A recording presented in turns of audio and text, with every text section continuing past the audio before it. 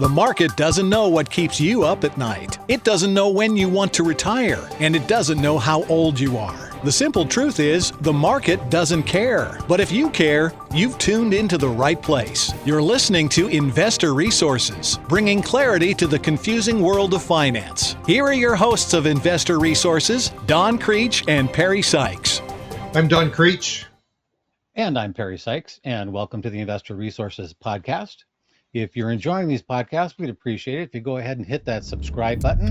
And if you know someone else who might benefit from hearing these, feel free to send that link onto them and spread the word for us. We'd appreciate that. So if you've listened to us before, and especially if you've been on any of our first Saturday of the month stock market update webinars, and if you haven't, you should be. You go to iriradio.com and you can register there. They're free, first Saturday of the month, 9 o'clock Pacific time. And we talk about what's happened and what's going on in the charts that we think is very likely to extend. And one of the things we do when we wrap up those webinars now, is remind people that investing is not rocket science, though there are some firms that make it that difficult. But right. As far as an individual is concerned, you do not need to be a rocket scientist to figure out how to manage your own portfolio. What we do is a disciplined approach requiring attention. You can't go to sleep. If you're going to manage your own investments, you should not plan on going to sleep. This market is dynamic, and since the 2008 market crash, 2008 and 9, dynamics of the market have actually changed. The fundamental operation of the market has changed. The buy and hold a big company and assume nothing will go wrong of the 50s or the 60s is essentially long gone. Well, it was even long gone in the 60s with the crash of 69. But it took a long time for that to change. Yeah, it took a long time before people actually believed that it was not exactly the way it used to be. So investing can be hard. You can make it hard, but there are some basic rules that you need if you are going to do this yourself.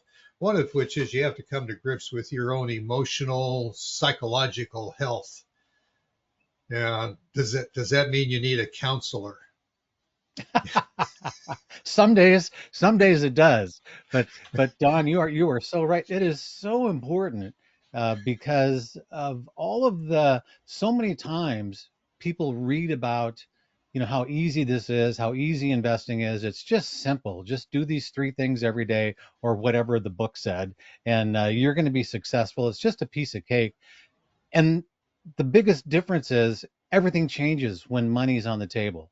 And especially when it's your money, and especially when it's important money. When your retirement account is out there in the market and nothing's occurring the way you think it should, and nothing's happening the way the book said it was going to happen.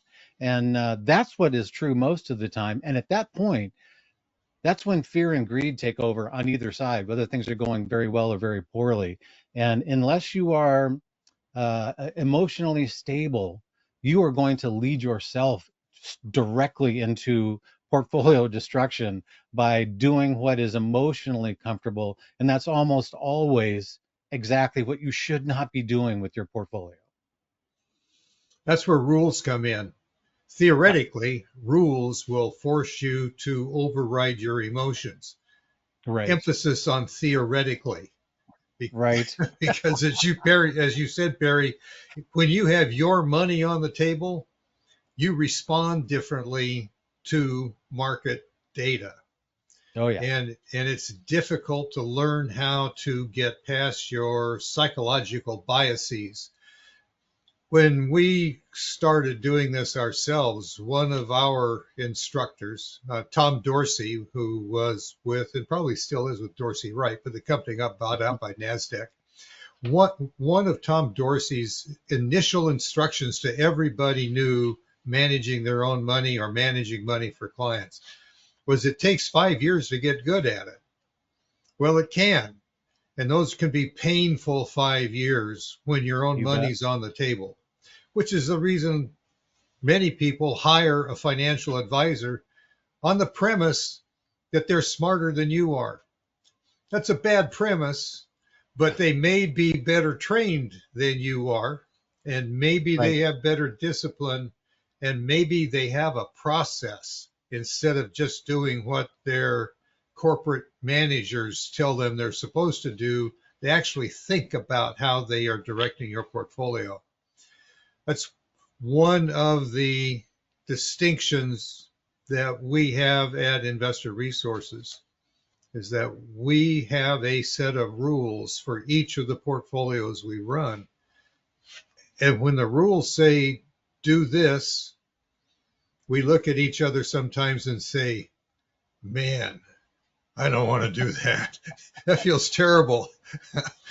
But this is the rule. We're going to do the rule.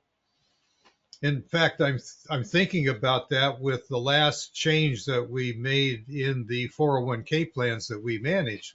We have 5 Yes. models. They're optional models for 401k participants in the plans that we are a fiduciary to. And the models heavily weighted a change from US to foreign stocks, foreign stock exposure, which for the last year or two has not been where you wanted to be. But Right. guess where you needed to be over the last couple of weeks? You needed to be internationally exposed because they are outperforming US stocks as we go through a short term. It's not even a correction, it's just a period of sideways consolidation. Yep. And yet the foreign markets are doing better. But those are the rules that put us there, not because we had any foreknowledge that foreign markets would do better.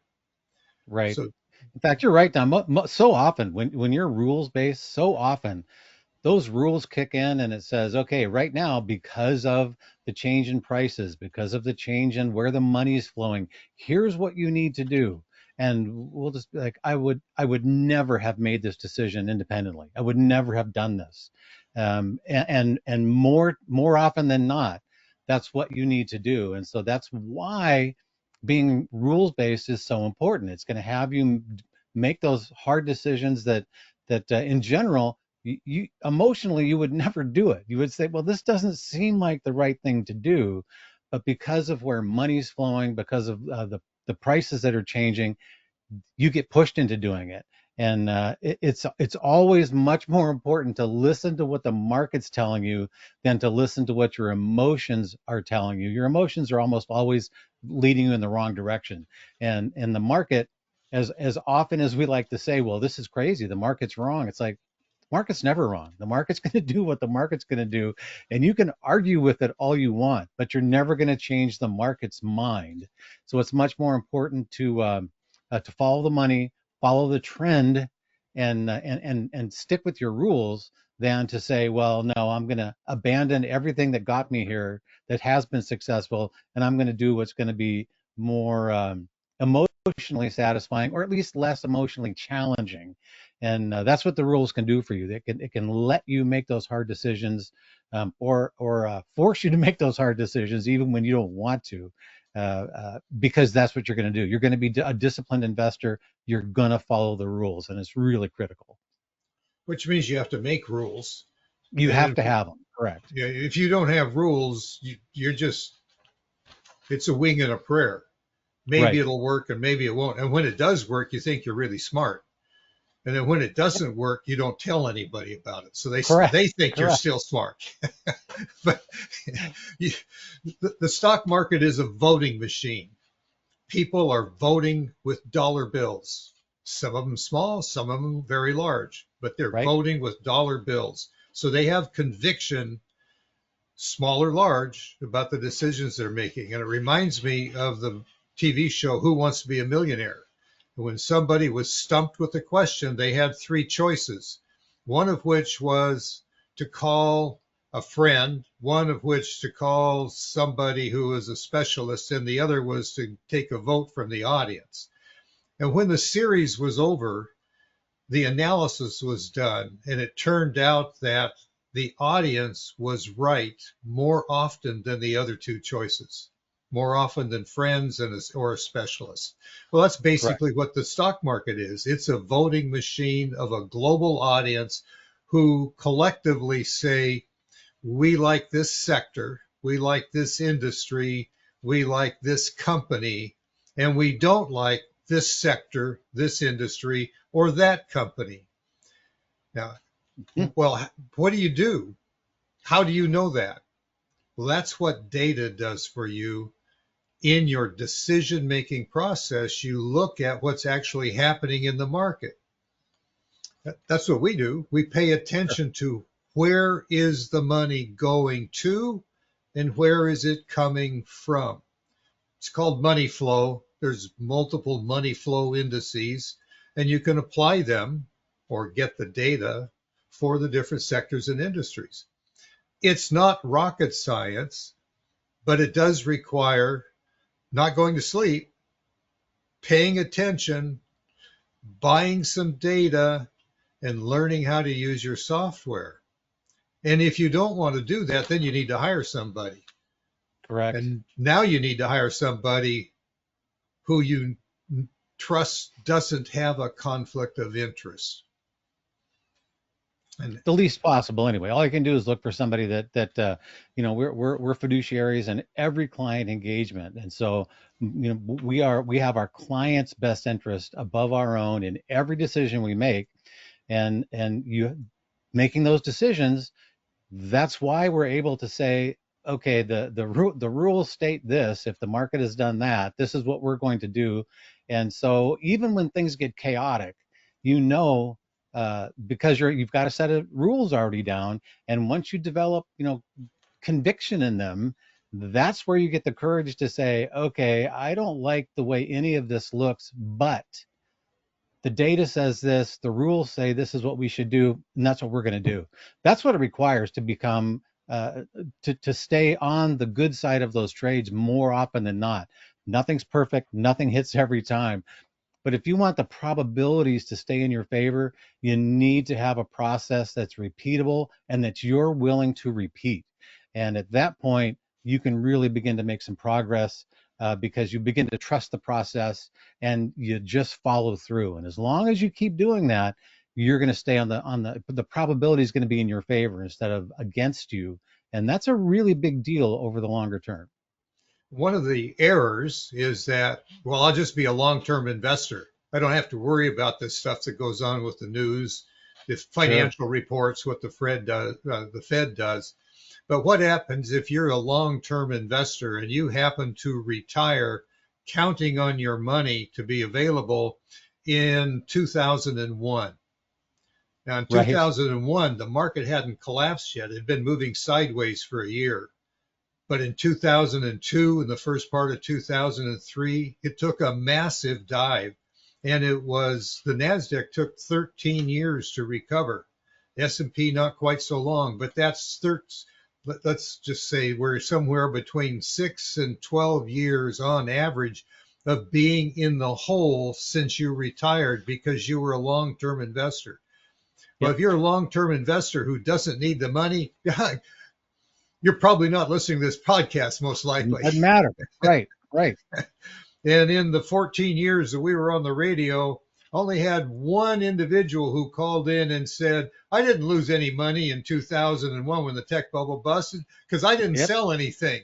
I just held on to it, and here I am. I still have never taken any money out of my account. Well, if that's why you're investing, then I guess long term is okay with you. But the market goes through long-term periods of significant underperformance or negative performance. Oh yeah. That's why somebody needs to pay attention. If you're not going to do it, you need to hire somebody who is a fiduciary in every situation for you and who will sign an agreement. You actually have to hire them to do that. If you don't have an agreement to hire them and to pay them out of your account or to pay them directly, they're not a fiduciary. Just know what you're getting into. If this information that we've given you today is of interest to you, it's probably of interest to friends, family, or coworkers. We'd appreciate it if you'd share the link, subscribe to our podcast, and if you want to be current on what's going on in the market, our monthly stock market update webinar can be registered, signed up for it at our website. And the shortcut is iriradio.com. Thanks for listening. We'll be back with another one in a few days.